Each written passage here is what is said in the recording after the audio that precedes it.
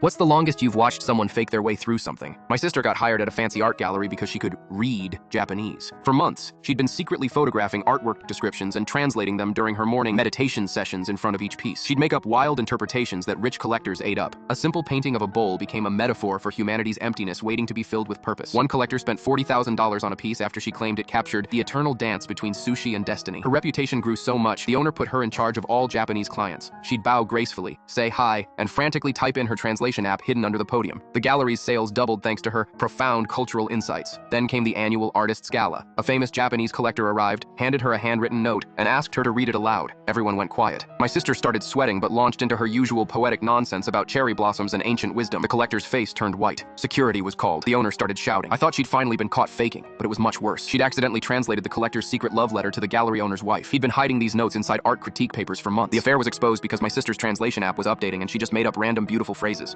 My daughter's teacher made her run laps with a broken ankle, and karma hit back hard. I knew something was wrong when my daughter limped off the school bus. Her face was red and streaked with tears, and she was clutching her backpack like it was keeping her upright. My heart dropped. "What happened, sweetie?" I asked, helping her to the car. "I fell during recess," she whispered, her voice shaking. "I was playing on the monkey bars and slipped. Miss Thompson said I was faking it and made me do PE anyway. She told everyone I was just trying to get attention." My blood boiled. She couldn't even put weight on her foot, but her teacher forced her to run 4 laps around the track. When my daughter cried and begged to stop, the teacher told her to stop being dramatic. I drove straight to the ER. The X-rays showed what I already knew. Her ankle was broken in 2 places. The doctor was horrified when he heard what happened. The next morning, I marched into the principal's office with the medical report. But here's the crazy part. Ms. Thompson walked in while I was there, limping. Turns out she'd twisted her own ankle in the parking lot that morning. She looked at me, then at my daughter's X-rays on the desk, and her face went pale. The principal suspended her for a week without pay. But the real karma? She had to sit through all her classes with a throbbing ankle because she wouldn't want to be dramatic about it. Sometimes the universe delivers justice in the most perfect way. What made your sweet grandpa snap in front of the entire family? We were at Olive Garden celebrating my daughter's graduation. I'm a single mom who worked 2 jobs to put her through private school, something my ex-sister-in-law's new husband Dave never let me forget. All night, he kept making snide comments about wasting money on fancy schools. I stayed quiet, focusing on my daughter's proud smile. My 75-year-old dad, who raised me to take the high road, hadn't said a word all evening. He just kept stirring his soup, looking down at his bowl. Then Dave stood up, tapping his glass with a spoon. "Since the whole family's here," he smirked, waving an envelope, "I want to announce that thanks to my big promotion, we're paying for Tommy's entire college tuition." He looked straight at me and my daughter. Unlike some people who'll be drowning in student debt, the table went dead silent. My daughter's smile disappeared. That's when my dad slowly reached for his worn leather wallet. Everyone watched, confused. "Dave," he said softly, pulling out a folded lottery ticket. "I've been keeping a little surprise." His hands were shaking slightly. "I won $50,000 last week." Dave's smug smile vanished. Dad wasn't finished. "I'm paying for my granddaughter's college, every penny." He slid the ticket across the table. And unlike some people, his eyes locked with Dave's, "I actually have proof to back up my promises." Dave's face turned scarlet. His proof envelope? Nothing but expired restaurant coupons. Turns out he'd been lying about the promotion. He'd actually been fired 3 weeks ago for stealing office supplies.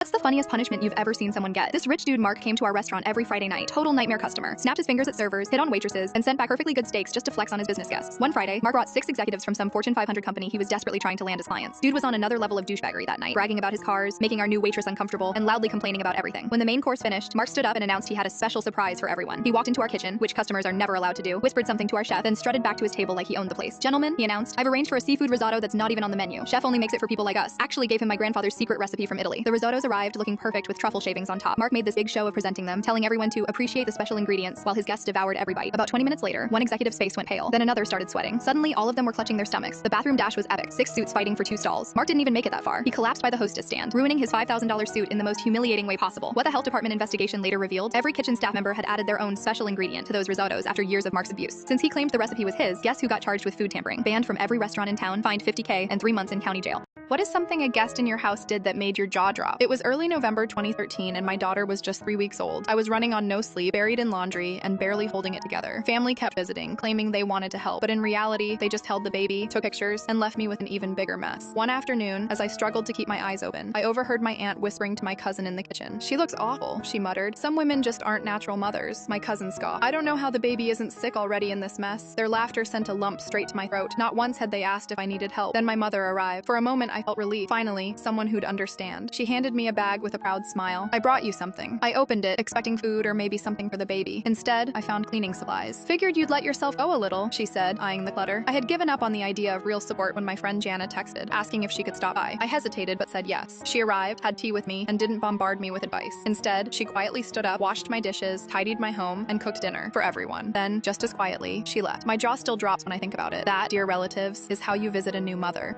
My coworkers always pressured me to join their expensive lunch outings, but my revenge was served colder than their overpriced sushi. Every Friday, they'd go to this fancy sushi place where lunch costs $50 per person. They pressure everyone to join, saying it was for team bonding. I always said no because I bring my lunch to save money. I was saving up for my mom's medical bills, but I never told them that. Last week, they started making fun of me, calling me cheap and antisocial. The final straw was when they started a group chat to mock my homemade lunches, sharing photos and laughing. That's when I hatched my plan. I agreed to join them this Friday, but I had something up my sleeve. The day before, I talked to my boss about our lunch break policy. Turns out we're only allowed 30 minutes for lunch. Their fancy sushi adventures always took 90 minutes. I mentioned how they shared photos mocking other employees' lunches. The boss's face turned serious. Her daughter had been bullied for the same thing. So on Friday, while they were all ordering expensive rolls and fancy drinks, I got my food first and headed back to the office right on time. They didn't even notice I left, too busy taking photos for Instagram. 2 hours later, they all rushed back in looking panicked. The boss was waiting. She gave them all written warnings for extended breaks and toxic behavior. Now they eat at their desks, and nobody calls me cheap anymore. They even started bringing lunch from home. Sometimes the best revenge is simply following the rules and letting karma do the rest.